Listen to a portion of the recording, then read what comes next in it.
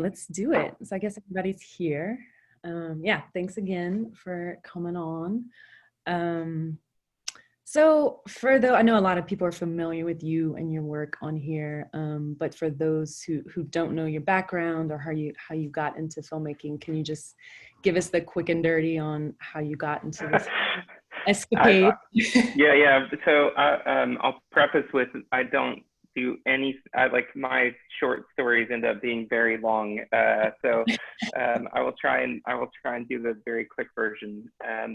Yeah, I mean I grew up in Texas, and you know, knew I wanted to do something creative, but I didn't know what that meant. I say all the time I grew up in the khaki pants land. Like everybody like had their khaki pants and they like had their desk job. And that was everybody in my family, all my friends, all like everybody was kind of headed towards oil and gas. That's like where I grew up in the middle of. So for me to kind of step out on my own was definitely an unusual choice. So I knew I wanted to do something creative, wasn't sure what it was. Ended up, I love music, I love photography, I love movies, and just ended up basically meeting a guy who ran a recording studio in Nashville one summer. I was interning at like this youth camp, and he offered me an internship to come out and work for him in Nashville. So I did, which started basically a 10-year detour into music.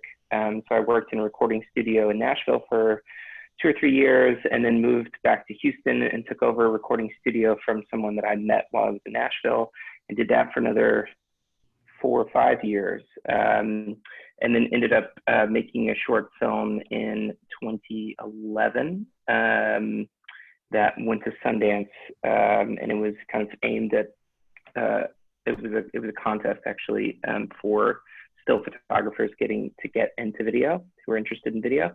So I made this little short film that ended up going to Sundance, and that kind of opened the doors for me to jump into filmmaking. And I VP'd for the first 5 years, and then about 4 years ago, kind of made the jump into directing. So I've primarily been directing commercials these last 4 years, but I show ran a doc series last fall, and trying to get my first feature off the ground as well. So kind of pushing into all categories of what it means to be a director at the moment. So yeah, that's the short version. Nice. That was short. Okay. Well, one of my first introductions to you and your work was through your street photography, like on Instagram. Mm-hmm. That's how we first connected, and I was really, really drawn to it. Just your perspective of really the mundane, that just humans, day-to-day life, what would normal, a lot of people would just overlook. You turn into something that's captivating. And sort of mysterious in a way. At first glance, it might seem like something that's just normal and mundane, but then I feel like you're always invited to ask questions, deeper questions, and wonder what the subject is thinking, because it looks like, it seems like they're always thinking something, or something's going on in the background. So with that said, what does taking photos add to your filmmaking, and like what does it add to your creativity? Is it a way to like constantly keep seeing? Mm-hmm.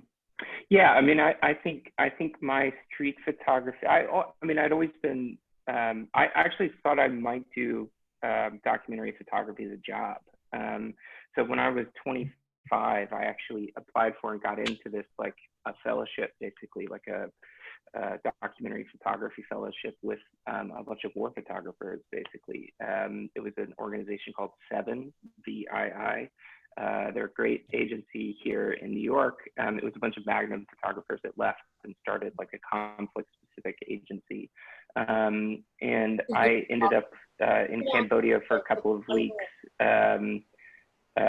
like doing photo essays, like under the kind of guidance of these photographers. And it was super fascinating. So anyway, I've always had a very strong kind of affinity for documentary photography in particular, and just kind of the power of a still image. I personally am very inspired by still photography as it relates to filmmaking. A lot of my kind of compositional inspiration and lighting inspiration comes from still photography, I would say. And so that was always in the background, right? That existed before I got into filmmaking, and was important to me kind of even as I was getting into filmmaking. But street photography in particular became incredibly important to me when I started directing. I think one of the reasons it took me a while to get into directing is because I felt like to be a director, you had to see the whole thing that you were going to make in advance. And so I felt like I had to be able to write down exactly everything I wanted to see. I had to know like what the A mark and the B mark of every camera move would be, that like I had to know what the kind of interactions between people and what the blocking was going to look like, that I had to have the whole thing mapped out before. And I didn't realize that wasn't, that was just one style of directing, that you could in fact like not know exactly, you could know what you want it to feel like, but you don't have to know how it's going to express itself in the scene or in the moment. And so for me, I think I've talked about this movie forever. I feel like I talked about it so much, but I saw The Rider a few years ago, and that was the first time I felt permission as a director to not have to have like a very specific idea of what the scene was going to be. I didn't have to be David Fincher, right? Where it was like everything is minutely blocked and it's all about precision. For me, it's always been about emotion. And so I think that coalesced, like seeing The Rider gave me the freedom to go, okay, like my style may be that something where I build the box and then like set everything in motion, and as it happens in motion, grab the frame. And so for me, that's an articulate, it took me years to be able to articulate that desire or that feeling. So circling back, street photography for me has been the exercise of like looking within a frame, seeing life unfold in an unplanned way, and deciding this is the moment that says something to me, that speaks something to me. And so for me, especially when I moved to New York, I had a feeling that there would be this kind of diminishing returns of living in New York in terms of like the way that I saw or felt the city. It actually hasn't been true, but because of that, I went out like almost every day to shoot. So I was just like, at some point I'm going to be walking along going like, yeah, I'm like walking through like, you know, the Village right now, like who cares? That actually hasn't gone away, but I thought it might. So I like was out shooting a ton, but I feel like the consequence of being out and shooting street photography as much as I did for the first 3 years I lived here, basically, is that I essentially generated an enormous amount of reference material for myself when I'm now blocking scenes, when I'm lighting scenes, when I'm writing scenes even. I've found that street photography is a way to kind of previs like what a filmed moment might end up being. So yeah, I don't know if that's a very long-winded, I don't know if that's exactly answering what you're asking, but no, it does. Yeah. It totally does. And I think that segues into something you've been doing relatively recently is when you bought your Blackmagic pocket camera. Yes. You use that to sketch. So talk about that. You love to observe blocking, like you said, in real life. So yes. So the kind of impetus, I got the Blackmagic camera for 2 reasons. Number one, actually a project that we did together on the Jared jewelry project that we did together. That was the last project I did before I got the ESPN project we did together was the first time I had the Blackmagic camera. So I did the Jared project and did not have that camera. And I don't know if you probably weren't aware, but I lost 2 of the best locations that we were going to have for that location or for that project. Yes, I lost 2 of the best locations because the agency just could not envision how I was going to shoot that space. All they saw were location photos. You know, like right now, you guys are in my kitchen, right? Like you can't see the refrigerator, the oven, the like the trash can, the pile of stuff over here, right? You've only seen this frame. And I kept losing locations because the agency would look at the whole location photo and be like, well, I don't like that. I don't like that kitchen island, you know? I'm like, we're not going to shoot the kitchen island. Like, we're going to shoot this, you know?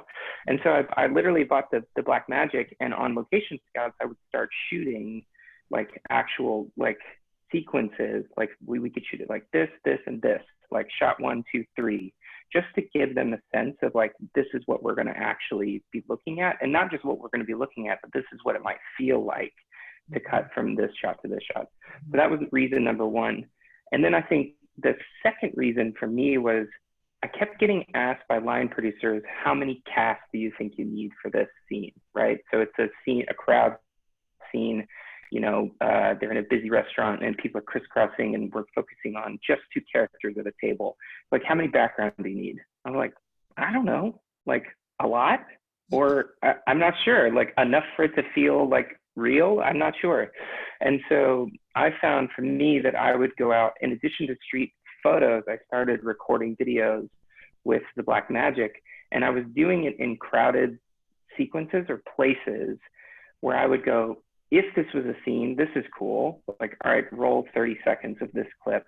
And then I would literally go in and count the number of people that crossed the frame.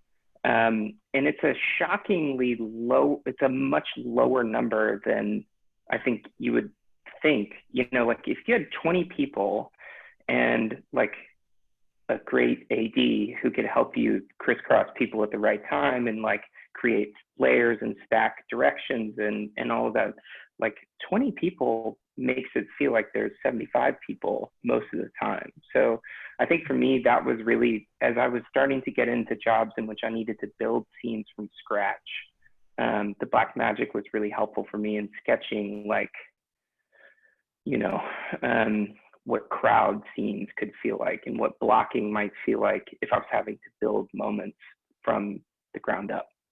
Yeah. Yeah, totally. I can so see the benefit of it. I've noticed on our last job, McDonald's, that was interesting. You pointed out, it was at our hotel room. We were somewhere in the small town, Pasco, Washington. And you know, like early in the morning, the people undocking their boats and kind of, and just like how that was interesting on the dock and how many people were there and how they were all staggered out and what they were doing in the background. And that was, did you actually shoot that or did you just mentally record that? I did shoot it. Yeah, I shot it. I for sure shot it. In fact, I shot it while I was on a remote shoot or remote scout somewhere else. I like had the Zoom here and then I was shooting out the window. Yeah. I totally shot it. I think it's really like, I think that the tangent to that question, or the thing that's interesting in that question, is really what I have learned a lot. What the Blackmagic has taught me, and building scenes from the ground up has taught me, is how important your AD team is. Like, that's actually their job to build those moments, to build the flow of people, to create life in the background. And so what I realized, I think, when the scale of the projects I was working on started increasing, is that I was not able to intelligently contribute to what they were doing. I just was like, I don't know, man, like, make it look good, I guess. And that's just not a sufficient answer. Like, I need to be able to say, like, you know, hey, I think it would be great to have 3 layers of movement. It would be great to have some foreground like this way. I'd love to have somebody, you know, these people doing this in the back, and maybe these people over here go from here to there, and then let them build, and then you can start modifying from there. But like, I think that like I realized pretty quickly that was a deficiency of mine that I needed to work on. And the Blackmagic was a kind of a multi-step tool in that process for sure. Yeah. And it's interesting because then from then the AD team can like really technically feel it out, and it's their job, and totally, it really relies on their taste of how things don't feel contrived and feel organic, and like, are they crossing in a really cheesy after school special kind of way, or does it feel really natural? Totally. Yeah. Totally. So that I feel like in, both the street photos and the kind of sketching Black Magic videos, like I go back to those a lot when I'm in prep. I have like a whole folder that I've pulled like interesting kind of like group moments basically. Because sometimes I'll start, like when we get into a sequence or we're planning a sequence, I start getting in my, like, is this stupid? Like maybe this is cheesy or whatever. And I'll like go back and look at stuff that I've shot before and be like, I mean, no, like this literally like I've seen this kind of moment or movement like in real life, and so I think, yeah, they're helpful for that too, kind of spot checking, like, does it feel right? Right. That reassurance of what's real. Yeah, totally. So what little experiences or nuggets or anything that from when you used to be a DP that you still kind of, I don't want to say hold on to, but carry with you through your directing career that you find are helpful in just being a director, whether it's just having the language to talk to DPs, or just, what are those things that you feel like? I think there's two directions that being like having a previous DP career is helpful. There's from my position upwards into the agency and client world. And then there's like basically from me as the director, as the kind of leader of our crew. Like, so there's kind of this way and then this way.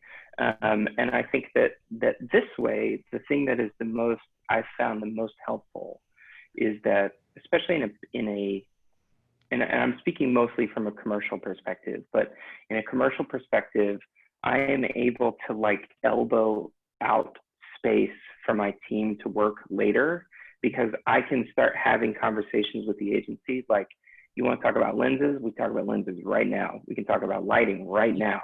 We can talk about camera movement. We can talk about visual language. And I just kind of overwhelm them with like details that basically says like, hey guys, don't need to worry about, like, I got it, like we're good. And I can use that language and tie it to specific moments in the script, or tie it to specific goals they're wanting to accomplish, or, whatever that may be. Like, I can begin to speak with them, like with the agency and even the client in pre-pro meeting. I can't tell you how many times I like speak very specifically about the cinematography and the way that we're going to light something and the way that we're going to move the camera to the client. And the client's just like, oh, wow, this is so exciting, And I find that like my confidence in being able to speak about visual language and the technique and the process that we're going to be then kind of deploying in that project gives them, they kind of go like, they put it on the shelf, like, okay, like Ryan's got it on the visuals, like we don't have to like get to, and that gives then, like when we're working together, it gives you more space on the day to experiment, because I've built up a relationship with them that says like, hey guys, I got it. Like, even if they don't like something or we're changing something, it's like, well, remember, because the blah, blah, blah, blah, blah, blah, blah. And they're like, oh yeah, okay, cool. So I've found that like that kind of language is very helpful to create space for my team on the day.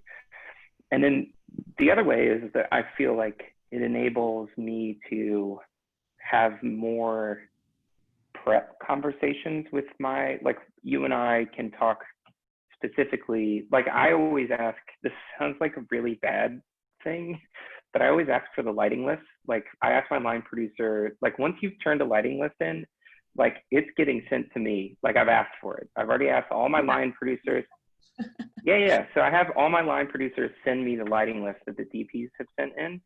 And it's not because I'm double check. Like, I don't care what units in fact, I'm not that connected to like, I was never that good of a lighting DP anyway. So like, I don't know what it all does, at this point. But what it tells me is like, I can interpret the gear that you've chosen and make sure that we didn't need that we don't need to have any further conversation about, like that we are in fact on the same page about where we're headed once the project gets going, if that makes sense. So like, I did this I worked with a DP named Ula Pontikos. She's in the UK, and I did a Peloton project with her, and we were doing a project, and it was a bit complicated. We had to shoot a whole sequence with a character in a living room, and then the camera had to stay exactly in the same place. Then the time of the change, and the new character got on, and then the time of day had to change again, and the original character had to get back on. So, and she only had like huge tungsten units on the lighting list for this project, and I was like, explain to me, like, let's talk about this again. Like, how are we changing time of day, given the fact that like we're not even going day to night until much later? So like, how are you envisioning the transition? Because this is what I think we need to accomplish. Like, how is that gonna like, how are we gonna do that? You know? And she basically was like, well, look, I think we need to do the dusk scene at noon, and I need to use 18Ks, and like, we need to bounce it, and I need a tent, and then we're gonna ND the windows down, and we're gonna create very even glow, right, of light. But I want to do it on tungsten because I may want to actually put them on dimmers so that like we can change so that like they're not a uniform color, but maybe there's like this, right? So this is a little bluer than this, is a little bit warmer, and this is, so that it feels like maybe the sun is still a little bit in the air, right? As it's going down. And I was like, cool, sounds awesome. Like, but it just made me go like, I need to understand like how we're actually gonna do this, right? So I feel like and if I hadn't looked at the list, if I didn't know to do that, then on the day I would have been like, what's happening? Like, what's happening? Because I'm not exactly sure. Like, I thought we were going to do it like this, but now we're doing it like this. How is that going to all come together, right? And so I find that is helpful to just make sure that we're kind of like, as things change and shift and we come up with the better ideas, that I understand like where everybody's head's at. Right. Yeah, that reminds me on the Adidas, you know, the rock climbing scene. Yeah, the rock climbing, totally. That was like the hardest location to light, because it's, you know, no windows, but it had to feel like daylight motivated, and it's like, how the hell were we going to do this? And so what was going through your head when I know you were a little nervous, and like, because I know from just like an efficiency standpoint, because we weren't just focusing on one area with the talent, we had to move kind of all over the rock climbing gym and pretty, you know, nimble on our feet. Yeah. I think for me, the hardest thing with working with athletes is really like, when you work with high level athletes, you don't, number one, you don't get much time at all. So like, you know, and this Adidas project was like 7 elite athletes or 8 elite athletes. They're all Olympic 2020 Olympic athletes, except for David Beckham, who, you know, brings with him his own set of issues. But it was all like elite athletes. So, and elite athletes who were, you know, because Olympic training, the point of Olympic training is that you build up and you peak at the Olympic, like during the Olympics, right? So you're building your training regimen to a certain point. And like at that level, like it's literally down to like grams of food that you're eating. The like every exertion is like, you know, is accounted for. And so, you know, we were working with a sprinter named Noah Lyles, who is gonna beat Usain Bolt's like records. Like, he's gonna be the world's fastest man, right? And they were saying like he can only, it takes so much energy for him to come out of the blocks at full speed.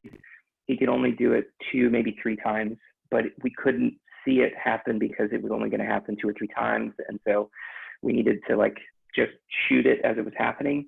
But he doesn't come out of the gate on a starting gun. He comes out when he feels ready. So like, cool. But to move the camera in parallel to him, he runs over 25 miles an hour. And so like when he gets up to a full sprint, and so we had to use a motorized vehicle to be able to track with him in parallel. So but the motorized vehicle can't accelerate as fast as he can. So we have to send the vehicle ahead of time and time it so that the vehicle is coming just in parallel to him as he comes up and out of the blocks, and then is now tracking alongside of him, and then begins to slow to let him exit the frame. Except he won't tell us when he's starting, and he can only do it 2, maybe 3 times, right?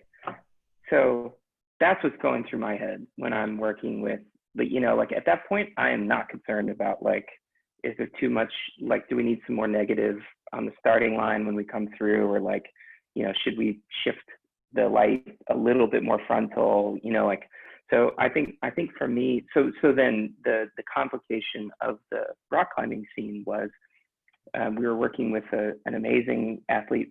She is Japanese national, like lives in Japan, was here in the US for a press tour, and then was leaving again, does not speak a lick of English. Her team that was with her, only one person spoke a little bit of English, and it was enough English to say, yes, she will do that, or no, she won't do that. So it wasn't like we could reason, we could be like, well, explain to me why, because we can maybe shift like this. It was literally like, yes, no, is the answers we were getting. And so like trying to communicate to her, like, it would be cool if you could do this, but, training wise, like where you are in your kind of, we obviously don't want to do anything that would potentially injure her or, whatever, especially not for a stupid commercial when she's training for the Olympics. Like, I don't want to be the the reason that she's like not getting a medal after training for 4 or 8 years. And so she was saying basically she needed to move left and right laterally, like as much as possible, and minimize the up and down. Well, that means then that the like 40-foot wall that I asked Natalie to light, like that, or that what would be easier would be to light a 10-foot section of the wall and have her traverse that same section over and over again. And really she got there and she's like, no, I actually need to move the whole length of this wall. And I'm going to choose a different route each time so that I don't do the same, like don't get a repetitive injury motion from going up too fast up the same route. And so it was just like, that's what I was worried about, was the fact that like, I asked Natalie to create very specific kind of natural lighting in this indoor gym. And now this like, 10-foot section we had planned on needs to be 40 or 50 feet wide. And it needs to look good. And who knows what she's going to do or how many times she'll do it, So I feel like those are the things that like, that's what I'm worried about on the day, like not the kind of specificity of the light, which is why I hope we've had that conversation before we get there, right? Because I know, and that's really what that, like seeing the lighting list ahead of time is like, let's talk about how are we going to do it? What are our like alternative plans? What happens if she only goes up one section or she wants to go up the whole section? We talked about that beforehand.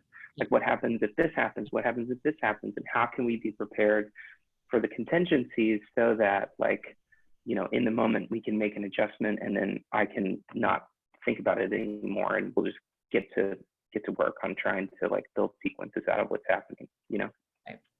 Yeah. And that was the big conundrum out of that, like lighting wise, I think that whole shoot. And what we ended up doing to give us the most flexibility is the grips built like a 20 by 30, maybe even 40 ultra bounce 40. That was on yeah. the system via the rock climbing gym, which was brilliant.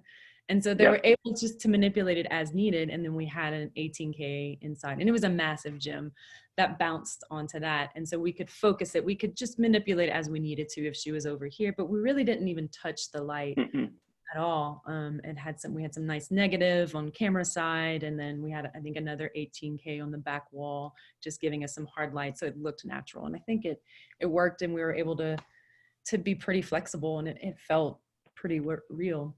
But yeah, for sure. It felt great. On that one for sure. Yeah. I know. I was so nervous because we were shooting David Beckham that morning, and we were pre-rigging this and pre-lighting. So I was just like, okay, I hope this is done right, because we don't have much time, because we just had to go and check for maybe 30 minutes that night to like see if it was all good. And then when we got there the next morning, it had to be ready to go. So it's like we couldn't just do a whole 20x40 rig if it wasn't right. But David Beckham, by the way, I don't know if anyone has had the pleasure of working with David Beckham, but he requires a full rehearsal day. So if you're going to shoot with him, he's like, you hire a body double, and you go through the whole thing. Like you do the whole shoot with the body double. You record it all, and then he gets the dailies. And then like his team checks the dailies. You get notes back on like what you're planning on doing. And then the next day you come in, and it's just like, and we had 45 minutes, or we had an hour. I can't remember.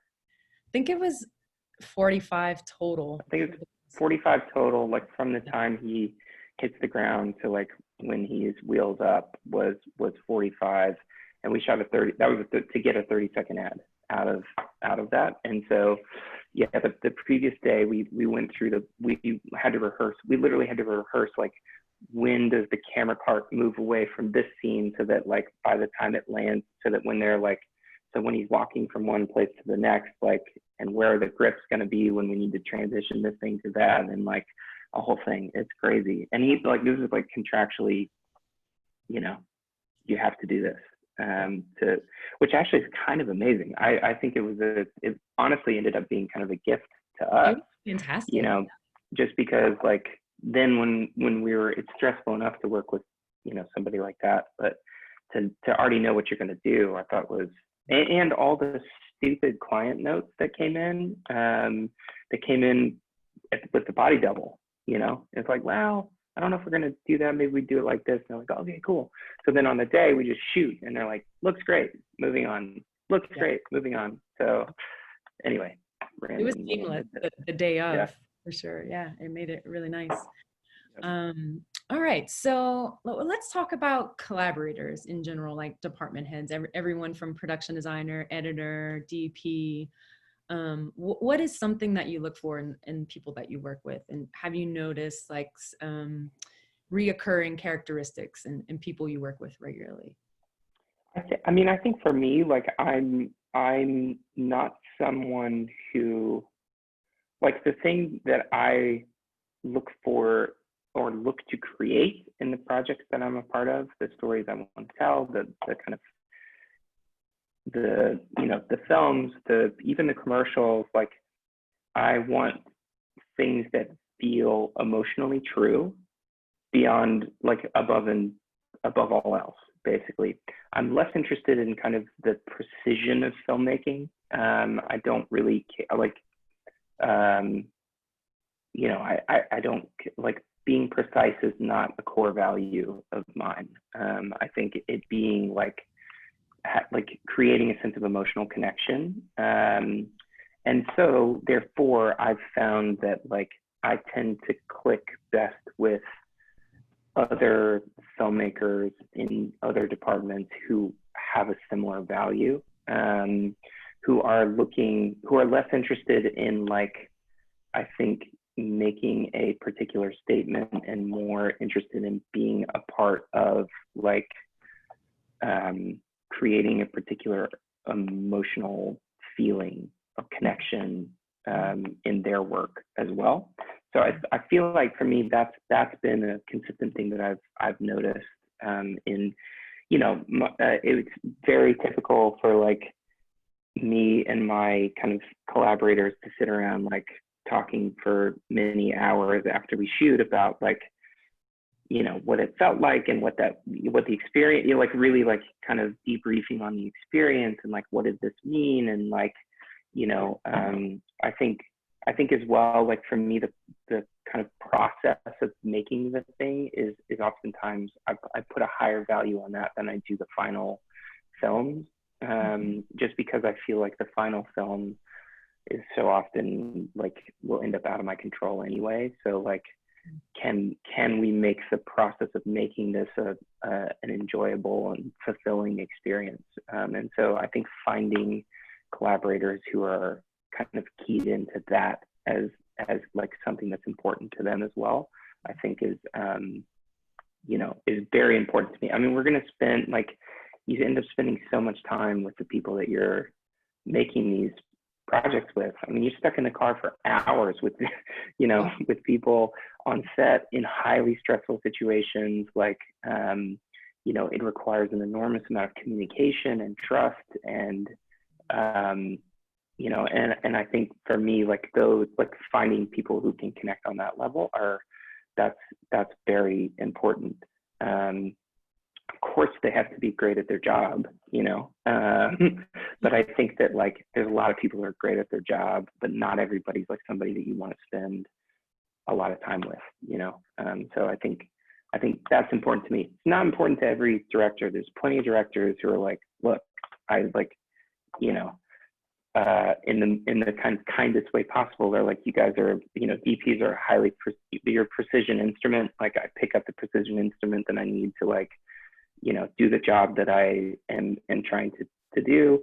Production designer is a different kind of tool. Pick up that tool, use it, you know, pick up the tool, use it. Like, thanks, you guys got paid, right? Cool, see you later. You know, there's plenty of directors who are like that. And there's a value to like, I've worked with several directors when I was DPing. I worked with several directors like that, and like I found my value, or like the kind of value of that experience. Oftentimes, I found more in the final product, feeling like, oh wow, it was like really cool to be a part of something that was executed at that level. But like in the moment, it was kind of like, well, that was weird. Like, I don't know, it wasn't that fun.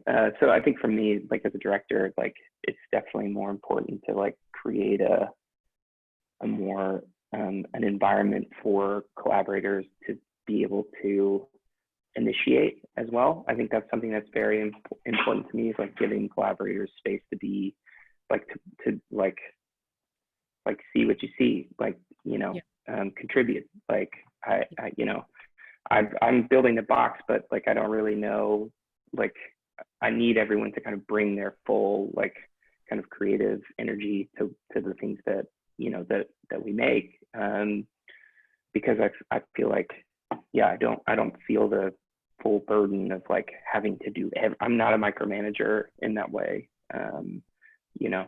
So anyway, that's a bit rambly, but those are all things that feel important to me. And then just because this is a DP group, what are specific things you look for, or that qualities that you like in DPs that make your job easier or make you feel, you know, comfortable? Or well, so I'll qualify this with, I think there's pre-pandemic and post-pandemic qualities that like, I think I'm no joke, like the qualities that have emerged in kind of the new reality of kind of shooting in the midst of COVID. Yeah, I will say, like, there is a level of autonomy that's required of the DPs in projects now, where, I mean, talk to Carson, like we had like a pretty rough like remote shoot together because you know, I wasn't on the ground. My AD and my line producer were just not on the same page, and like Carson got caught in the middle of like basically people on the ground trying to interpret what I was saying in different ways, and like that required like a level of autonomy from Carson that like would not have that would not have been a situation that would have ever happened in person 6 months ago, right, or 8 months ago. And so I think that like COVID is definitely like, you know, DPs, you guys are going to be in situations where it's likely that you may be separate from your director, definitely going to be separate from the agency. And so you're going to be getting notes from people who aren't in the room, and that's really tough. That's my experience as a director, is getting notes from people who aren't there. You know, like you guys just never saw it beforehand, but I was getting notes from people who weren't there, and like having to deal with that and like kind of, you know, problem solve in the moment of how to like shift and, you know, I think still be creative in the midst of like less than ideal circumstances is definitely like something that I've seen, you know, that rock has tumbled onto the DP's shoulders for sure in the midst of COVID. So that's one thing I would say, you know, relative to now. But I mean, I think for me, like I have always appreciated like people who take the initiative. I would always much rather, you know, when we work together, Natalie, like I would rather you take the initiative in terms of like how you, like, I want to know how you would shoot the scene or how you would block, you know, like where do you want to put the camera? Where does the camera want to go in your mind? Like, I want to know that, you know, I want to know like how you feel like the room should be lit. I definitely am someone who like, I look for kind of my collaborators to take initiative, you know, and be free to like contribute and say, this is what I think is best. And I may ask you to pitch, like, tell me why that's best and how does that connect with, you know, what the goal of the scene or sequence is. But like, I'm absolutely willing to change my mind, or like, you know, if you are seeing it differently than me, that I would much rather kind of like us all put our kind of ideas on the table, and we'll sift through and figure out the best way to kind of express this particular moment. So I think for me, like that's something I really look for in my DP collaborators for sure. It's like somebody who, is going to kind of speak up about like how you think a certain scene or sequence should be shot.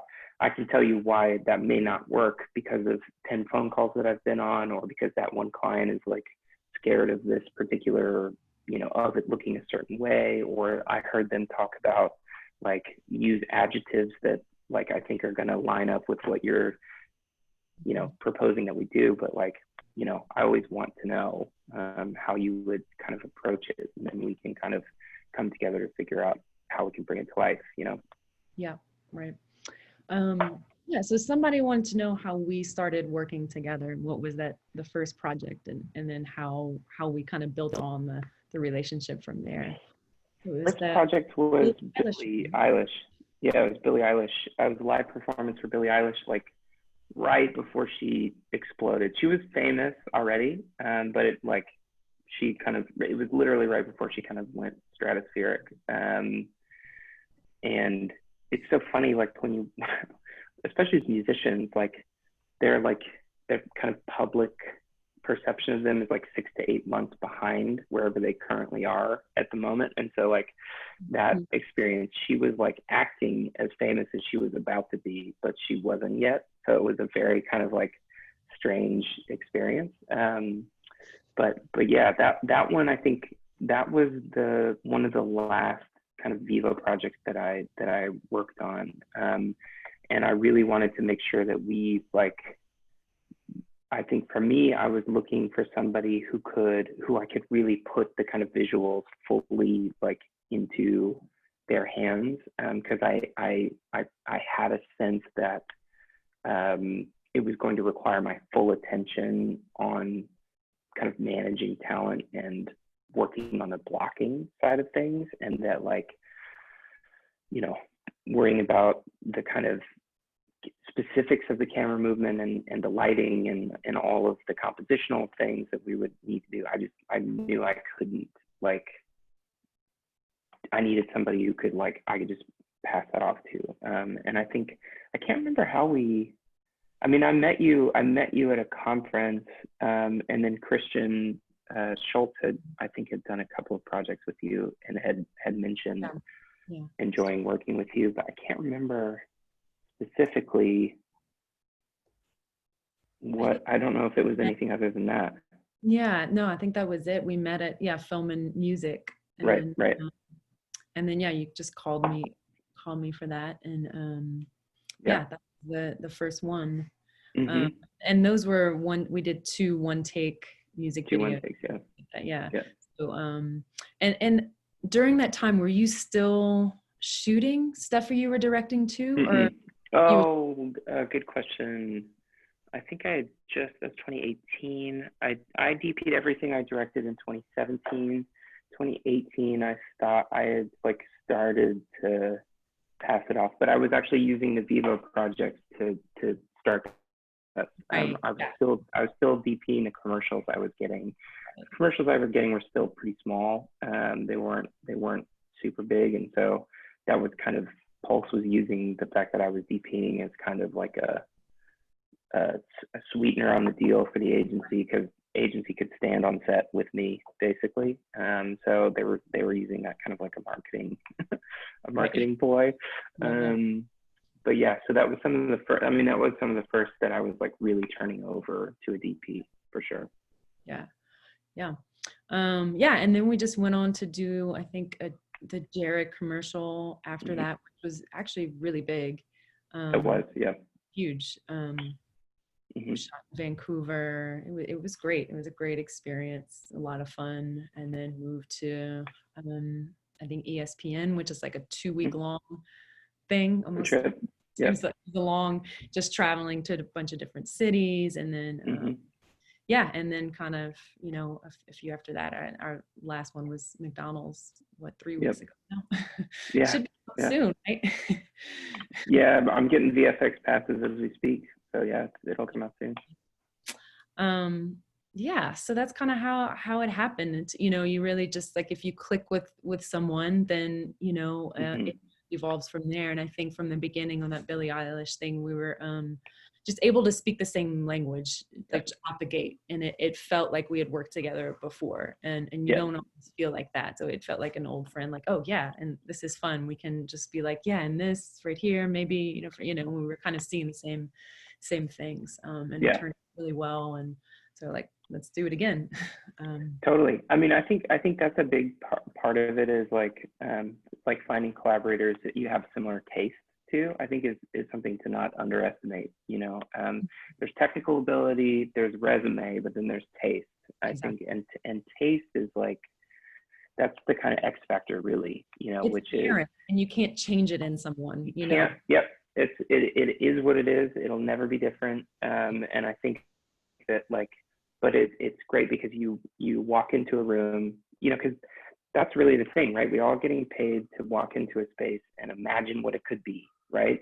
And if you are walking into a space with other department heads and you're all kind of going like, this could be like this, and you're already all basically seeing it in a very similar way, it's just like, it's like going to enable that thing to come. It's going to give it the best shot for that thing to come to life when everybody's kind of already all, generally pointed in the same direction. And so I think that's something for sure. Like, I don't really get to, like, when I'm looking through DP's, when I'm looking at DP's work, because now whenever I do a job, the line producer, head of production at Pulse, and then once, so just to pull the curtain back a little bit, when jobs come in now, like I pitch, once I am down to 2, so like, I'm triple bid, so I'm always pitching against 2 other directors. Pretty quickly it becomes me versus the other director, or I get eliminated and it's the 2 directors, but it basically comes down to 2 directors typically. At that point, to really bid the job properly, you actually need to start calling, like, you need to actually start putting people on hold, because these jobs they usually go into production immediately after they're awarded. And so you need to kind of start spinning it up so that like you're not flat-footed if it ends up awarding. So typically what happens is the line producer and the head of production at the production company will just start sending me DPs names, like here's DPs that could be a good fit for this, like you know, based on the creative and based on where we're shooting and based on, you know, all the things, sometimes based on the agency, like agency sometimes will like put DPs on the list to send over to me, which is crazy, but they will. And so I'll have like a list of names, and you know, when I'm like starting to go through you know, people's work, I'm not looking for like, you know, the like, I'm not looking, what do you need? For what? Oh, I got it. I have some, my daughter lost the tooth yesterday, and the tooth fairy forgot to come last night. So now we have to make up an excuse for why the tooth fairy was delinquent. COVID. Yeah, exactly. It's just everything's delayed. Okay, 2020 sucks. I don't know what to tell you. Huh? No, oh, I have a. Sorry, 2 seconds. I only have a big bill.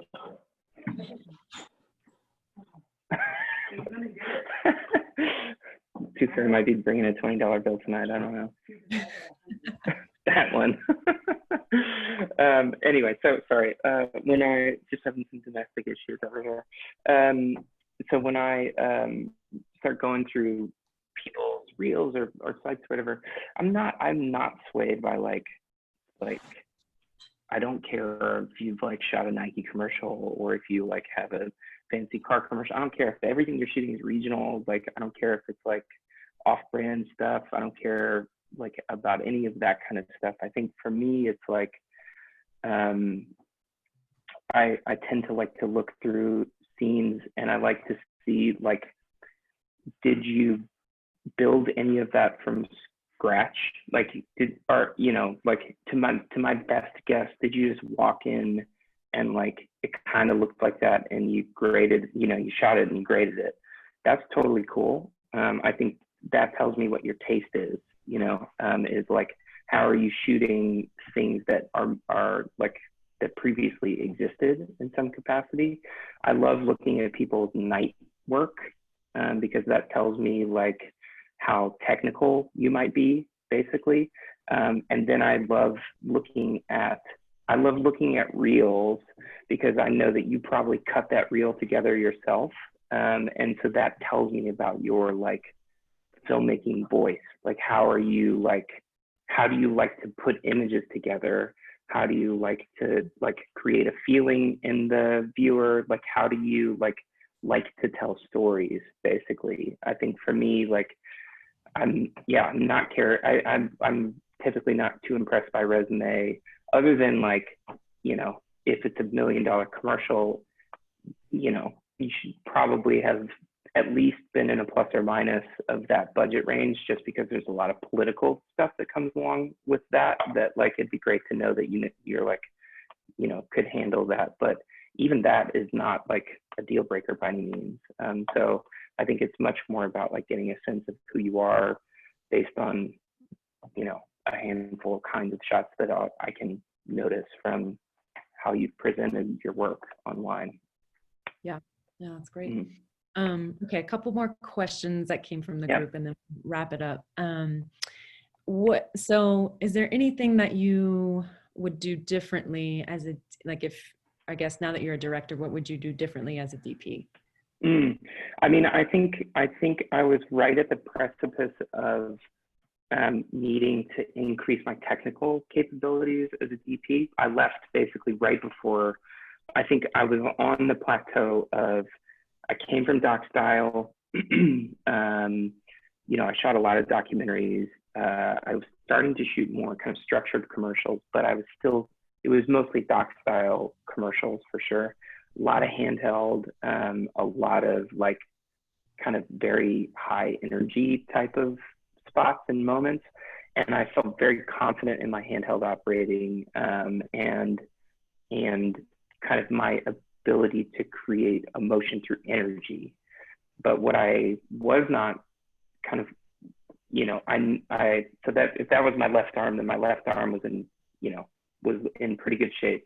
My right arm, I was like, it needed to be more precise, like building compositions with static frames, moving the camera on a dolly or on a steady cam, and then being comfortable at least deploying large lighting units, and or using specialty equipment, a technocrane, or, you know, anything that was kind of more complicated from a gripping standpoint, you know, car mounts or, you know, things like that. I think that I was at a point where I kind of had, like, you know, done my thing. I was, you know, had some good opportunities and was moving forward, I think, on the DP side of things. But I sensed like it was time to be intentional about taking projects that would add skills to my kind of tool belt, basically. And so I think that I just, instead of doing that, I just moved into directing, basically. Level up or direct or change career paths. Yeah, for sure. Yeah, and I could sense that was the moment. You know, it was like either you got some leveling up to do, or if you're going to go, now's the time to go. Right. Like, and just like the way you would communicate with directors, would you do it differently now that you're a director? Does that make sense?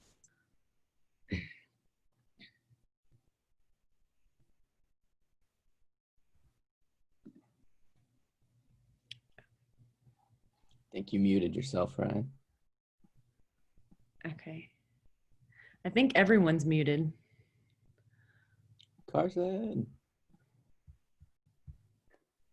Trying to. There we go. Am I there? Oh, there we go. Okay, sorry. I was just talking to the ceiling.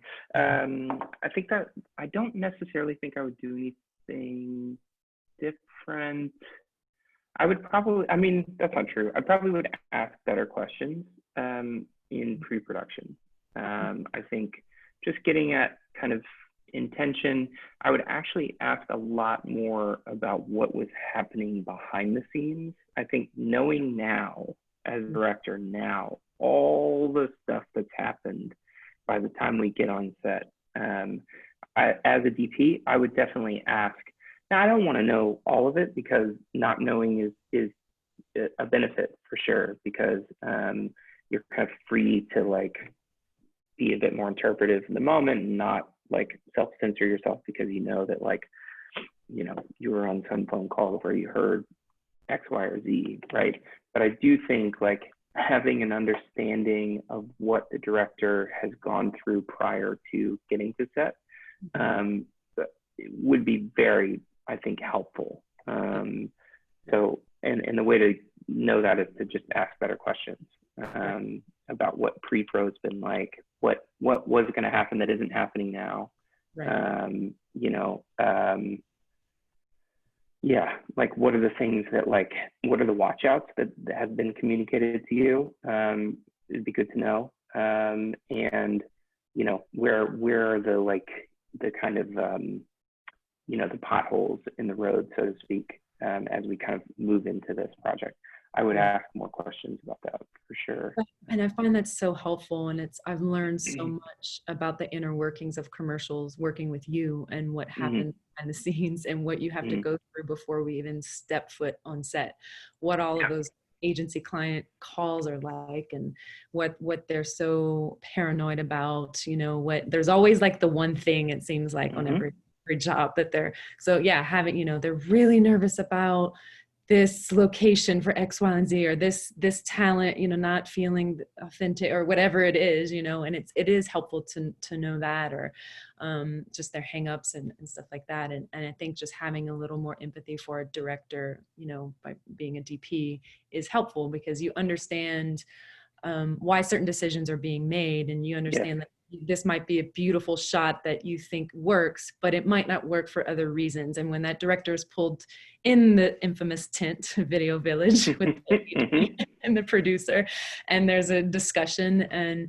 you know, you can't argue with that, and you have to just try to make react the best creatively that you can to honor what they're looking to do, to be as good as what you did the first time, you know, and try to find something equally as good. And I'll say a lot of times, so the most critical moment on a commercial set is you've set the scene up, you've lit it, blocked it, maybe rehearsed it, but now it's like, all right, you do this first couple of takes and you get that tap on the shoulder like, hey, you got to come talk to the agency. And then you get pulled into the tent and they tell you all their fears about how it's not right yet. And you're going like, well, we weren't there yet, but like, okay. And you listen to them and then you kind of interpret and understand like, okay, so we could go down this road, right? And try and like work it out the way that I think is the best way to do it. Or we could shift right now.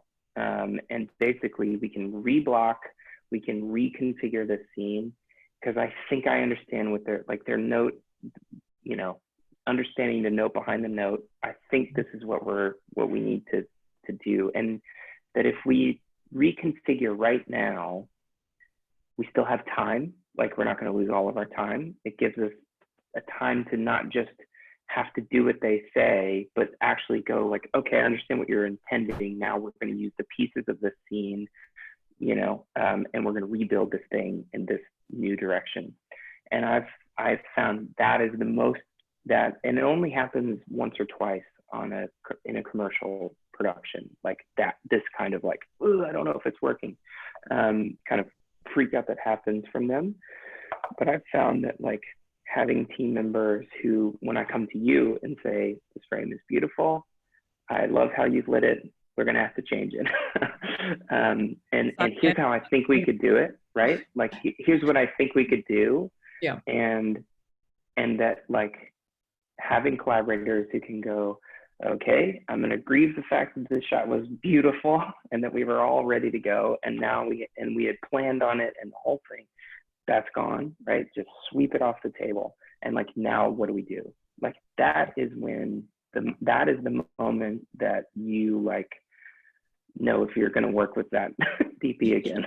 Is that moment, you know, it's like, yeah, like how like, and you know, because I've had a few DPs that like have gotten really resentful towards me about that moment, you know, of like, well, would have been great if you had like kicked and screamed and like said, I'm the filmmaker and we're going to do it like I said, you know.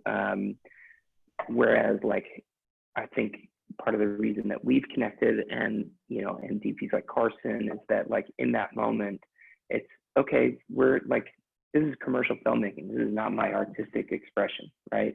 Like, we're here to serve, like, so let's figure out how we can like do this in a way that is kind of as compelling as possible, you know? And that typically means having to let go of our previous idea. And this does not happen all the time, but it does, like when it does happen, it's a pivotal moment in the life of the project for sure. Right. Yeah. And I think it's all about just losing the ego for that moment, and then really listening and hearing your director out and what the agency or client ultimately wants, and really truly listening and try to like put your preconceived thoughts aside. Because a lot of times the agency in this moment, they'll say, well, I think what you should do is, it would be great if you did it like this, right? Yeah. And they'll give you a bunch of suggestions. It's not their job to know how to fix a problem. What they've actually done is just raised a red flag, right? And like the rest of it, I actually don't really care what they have to say about the solution, because that's not their job to figure that out. It's my job to figure the solution out. All I do is go, okay, great, I see the red flag. You can only throw one of those every once in a while. Like, this is the time you're using it. Okay, great. And then it's going back in and going, okay, like, we don't have to solve the problem like they're suggesting at all. Like, if we want to completely start over and figure out a different way to do this, like, that's fine, you know, but it's my job to interpret, like, what do we need? What is the gap between what we were aiming for and where we are? And then I go, here's the gap. Like, how do we close it? How can we close it? And now let's interpret that through production design and cinematography, and with my ADs, with the blocking, with talent, you know, and you know, oh yeah, and the clock is ticking, so like, let's get on it, you know. That's the moment, man. That's the moment for sure. that's like kind of the art or one aspect of the art of commercial filmmaking is bringing your perspective in those times and those moments. 100%. You know, Yep. yeah. And I think you do so well at that of like deciphering, getting to just the nuts and bolts of what they're looking for and then throwing out, you know, their suggestions and not in a bad way, but just like not hearing that and just having, you know, those blinders on. They're like, okay, hearing what you need to hear to solve the problem. Yep. Make them happy at the same time. Sure. Okay, so we'll end on this question. Unless there's anything else you want to talk about, but so this is a group of young up and coming DPs who are just getting started in their careers. So what advice can you give them in forming new relationships with directors and in how they can stand out and get noticed? And how just basically like what are ways they can form like real authentic relationships, you know, with Yeah, I'd also Totally. add, like the social aspect too, Ryan, if you could speak to that, because you're pretty open on your experience with social media and navigating that and just kind of reprocessing it every couple of years, it seems like. Or Yeah, for sure. But Yeah. for the younger guys, you know, how they utilize that tool, but don't get caught up in it maybe. For sure. I mean, I think there's two. Yeah, I think the main thing I would say is don't underestimate your peer group. Basically, like the bulk of your career growth will happen from your peer group. This is a slightly depressing answer because it means that your whole peer group has to be like rising together, basically, which takes time, which is very unfortunate. It just takes time. But basically, like developing the relationships with your, you know, as DPs, like you should definitely have an eye out for who directors are that are kind of at your career stage, plus or minus, who are doing interesting work, who maybe aren't getting great opportunities, but when they post that thing, you're just like, man, there's just like the way that you like, you know, it even could be a still photo, like the way that you like see light or composition or the emotion you create in the thing that you make, like, man, I just like, I totally get that. Like I feel a sense of kinship or camaraderie. Maybe they're very personal, like, or they're putting themselves out there in a way that makes you feel like you just connect with the way that they're presenting themselves and carrying themselves in the world, whatever it may be. When you find people kind of in your peer group who are at the level that you're currently at, like for sure, I think that's the first place to start reaching out. They're going to be much easier to get a hold of than the people who are several rungs above you. Those are people that you could meet with and set up kind of time to talk like tomorrow, you know? So I think that like, you know, several of the biggest career opportunities I've gotten have come from people who I met as like PAs or, you know, as like, not even line producers, but like production managers or kind of like down ticket producers on these little tiny like Spotify jobs and these little tiny like Vivo jobs or whatever it may be. Like those are people who call me 6 years later and are like, hey, we're shooting this thing like with the raconteurs at Live at the Electric Lady thing, you know, do you want to do it? Like, that's it, yes or no? Like, yeah, sure, I'll do it. Okay, great. Like, we'll figure it out. We'll call you next week and we'll figure it out. Like that.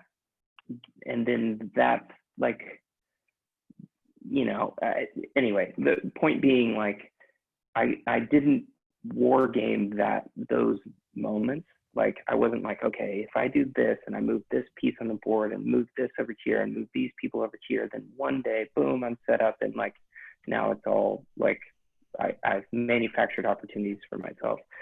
It's literally like coming up doing $5,000 like branded content pieces with this group of people. Like these people have moved up into higher positions and now they're still, they're giving opportunities to the people that have come up with them. So that's a big thing for sure. Just don't underestimate your peer group, and make sure that you're developing and just spending time with like people that you, and look for new people in your peer group, for sure. I think for me, what I did, and this is pre-COVID, so I think, it's a little bit more awkward now, but I used to, when I was in Texas, because I was DPing in Texas when I was in Houston, whenever I would do a job in New York or LA, or wherever other directors kind of lived, I would reach out to 5 or 10 every time I was coming in town. And I would go, a day early, stay a day late, or fill up any of my kind of extra time that I had when I happened to be in town, and just like ask to meet up with people basically. And most people would not be available, but occasionally, like if you've kind of been talking with people, you've been, I think, especially in Instagram, like I DM with people a lot. That's how I'll DM with people like, hey, that was really cool when they posted something, like, what have you been up to? Couple quick sentences, great. Like at some point then I come in town and it's like, hey man, I'm coming in town. Like, do you want to meet up for coffee? Like, and that, maybe they're not available that time. Next time I come in, hit them again. Like I'm pretty intentional with like trying to like transition the relationships of people who you feel like you would connect with, like into some kind of in-person event, in some capacity. So Elliot Rausch is an amazing director who like the most impactful project I've been a part of were things that he's directed. And I met with him when I would come into LA. We met up once and it went well. So every time I would come in town, I would just hit him up and see if he was around. And I think we met up for 2.5 years. And then he just like out of the blue called me. He was like, hey man, like, do you want to make this Revenant documentary with me? And I was like, yes, I do. And not just like, oh, I've been wargaming the last 2.5 years to like get to the point where I hope you would ask me to do it. But it was like, he's thinking like, do I want to spend 6 weeks with my DP on this project?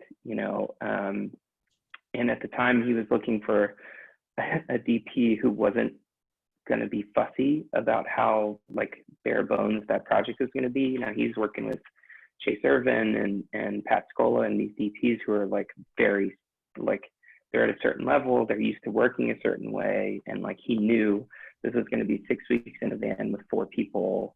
Like Chase is probably not the right DP for that, or Pat may not be the right DP for that project. I need somebody who's younger, hungrier, like up and coming, and so like that experience, those couple of years matched up with the opportunity, and then boom, like went off and did the thing. So I think that I think when you're kind of networking up, I think it really should be just about the kind of interaction.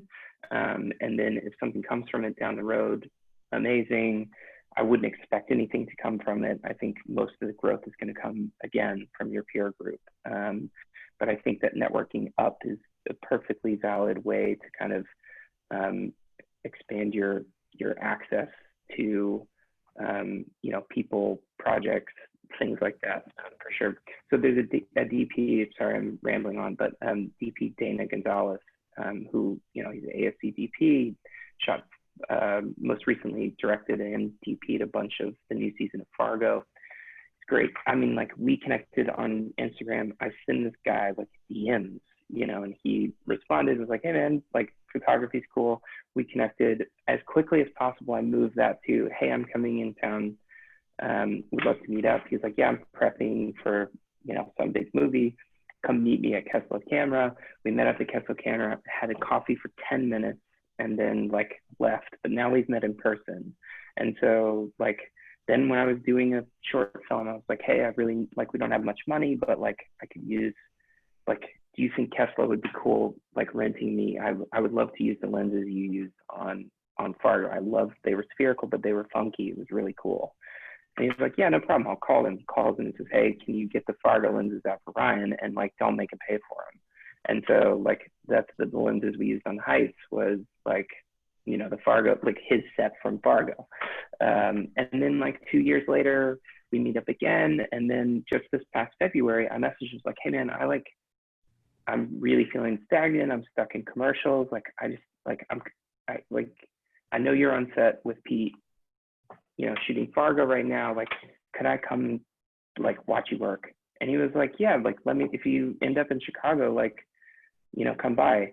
And so I bought a plane ticket to Chicago and was like, hey man, I'm going to be there on Wednesday. Is it cool? And he's like, yeah, come on by. So I spent 2 days like on set at Fargo, just like literally like sat next to him on set for 2 days, like watching, you know, them work. And it was literally like this kind of transformative experience for me, just going like, the set is no different than the commercial sets I've been on. Like the scale is the same, the speed is the same, except there's no agency. Like, and it's just these guys being creative. And it like was the most motivating experience I've had in years. You know, just gave me this like sense of purpose and like, man, I just got to get back on a set like this. And so nothing has come. It's not like Dana called and was like, hey man, all right, you want to direct an episode of Fargo? You know, it's not like any career opportunity has come from that relationship, but like access to that kind of level that I'm aiming for, I think has been really impactful and important. And so I feel like just kind of keeping in mind that like sometimes the people a few rungs up just let you peek into like where remind you of what you're aiming for and where you're headed. I think is really helpful, while then your peer group is kind of where those opportunities, the real opportunities come from. So that's like a 30-minute version answer to your very small question. I'm sorry. That was perfect, Ryan. That was really, really great advice. That was fantastic and well put. I think that's a great place to end, huh? Thank you Cool. much for coming. Yeah, of course. It was awesome. Yeah, awesome. Nice to see everybody.